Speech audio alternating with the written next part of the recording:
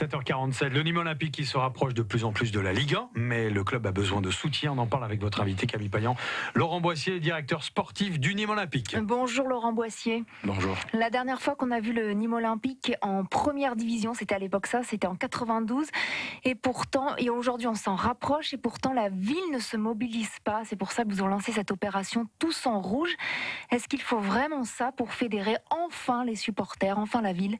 Non, je pense que la ville se mobilise. On n'a pas fait cette opération pour qu'elle se mobilise encore plus. On a juste fait cette opération parce que ça fait 3 ans que les joueurs et le staff fait un travail formidable. Et aujourd'hui, à l'approche du sprint final, c'est vrai qu'on a besoin de savoir que cette ville est passionnée, que ces gens sont amoureux de nous. Mais on le ressent pas dans la ville. Il n'y a rien. Nulle part c'est écrit le Nîmes Olympique. Dans le stade des Costières aussi, ce n'est pas rempli. Ouais, c'est pas rempli, mais bon, quand on fait 10 000 personnes depuis les 3 derniers matchs, en Ligue 2, les autres, des fois, ils en font 2000. Ajaccio, pour le dernier match, c'était 2000, nous, on était 10 000. Bon, après, voilà, c'est sûr qu'on est gourmand, on devient exigeant. On a envie que cette ville communie avec nous. Je pense que pour les 3 derniers matchs, je pense que les Costières vont vibrer. Mais ça vous fait pas mal quand vous voyez justement qu'en ville aujourd'hui, rien ne se passe. Par exemple, en centre-ville, on ne voit rien. Il n'y a plus de boutique du Nîmes Olympique. On n'est pas encore dans le sprint final. On est à un mois de la fin du championnat, 1 mois et demi. Je pense que l'engouement est lié depuis des années. C'est une ville de football. Si vous voulez que je vous dise que le Nîmes Olympique n'est pas une ville de football, je vais pas vous le dire. C'est pas vrai, je le pense pas.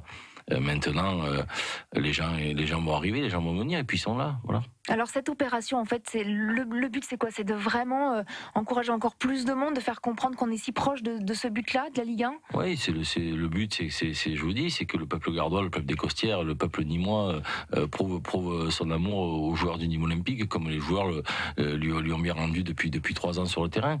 Donc oui, voilà, afficher nos couleurs, afficher nos fanions, nos maillots, nos écharpes et faire en sorte que le rouge domine dans la semaine. Mais pourtant, on a l'impression que l'effervescence était plus importante pour la montée en Ligue 2.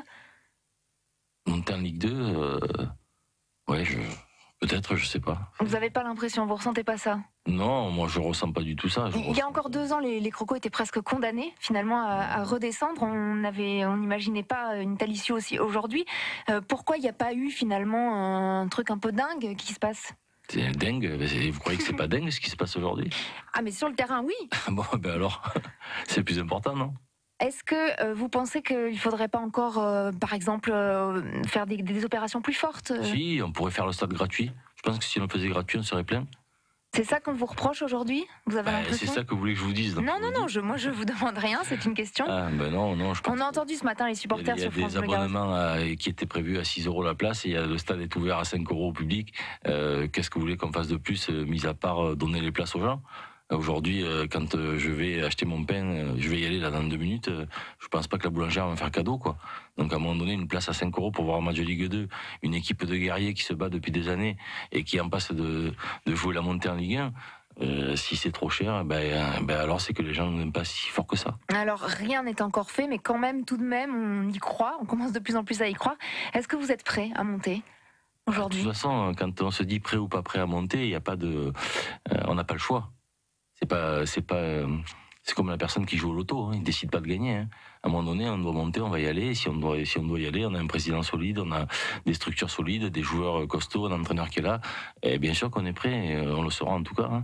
France Bleu Gard-Lozère, il est 7h51. Laurent Boissier, directeur sportif du Nîmes Olympique, est notre invité ce matin. Vous venez de dire, Laurent Boissier, on a des structures solides. Le stade n'est toujours pas homologué, en revanche, pour jouer en Ligue 1. Oh, le stade, il est homologué. C'est pas qu'il est pas homologué. Demain, on pourra jouer en Ligue 1 avec ce stade-là. C'est juste qu'il faut faire quelques aménagements, comme toutes les équipes qui accèdent à la Ligue 1 et qui n'y ont pas été depuis longtemps. Voilà, c'est des travaux.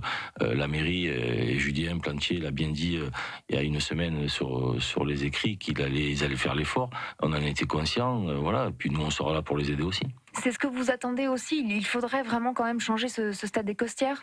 Non, le stade, de toute façon, c'est un secret de polichinelle. Aujourd'hui, le président est en discussion avec la mairie. Le président, M. Assaf, veut construire son stade, veut construire un nouveau stade, veut donner un outil de travail aux Nîmois et aux joueurs et aux spectateurs de venir prendre encore plus de plaisir devant les matchs. Donc oui, c'est en discussion. Voilà, c'est un dossier. Moi, je m'en occupe pas. C'est le président, il gère son dossier avec la mairie. Voilà. Et du côté des joueurs, est-ce que vous sentez sentez aussi cet engouement venir? Est-ce qu'ils ont un peu la pression aujourd'hui sur les épaules? Non, après, quand tu es joueur de football, quand tu choisis ce métier, comme moi je l'ai choisi quand j'avais 18 ans, et quand tu fais de ce métier-là, tu vibres et tu vis pour jouer des matchs comme ils vont jouer. C'est une attente énorme, c'est une chance dans une carrière de pouvoir jouer des matchs comme ça. Donc je pense que oui, il faut que la pression reste positive et que ce soit pas une pression négative qui paralyse les joueurs. Et ça, c'est au travail de Bernard et de moi et du staff de leur laisser passer ces émotions-là. On sait les crocos capables d'exploits, comme parfois de perdre face à des équipes beaucoup plus faibles. Est-ce que vous craignez pas ça justement sur la fin de saison? Alors que les matchs sont peut-être moins importants, justement, les grosses équipes, on les a déjà battues. En Ligue 2, de toute façon, il n'y a pas de... Il n'y a pas de petites et grosses équipes. La semaine dernière, Tours a battu Lorient. Tours est dernier avec 18 points, quasiment condamné en national, est allé gagner Lorient qui joue l'accession.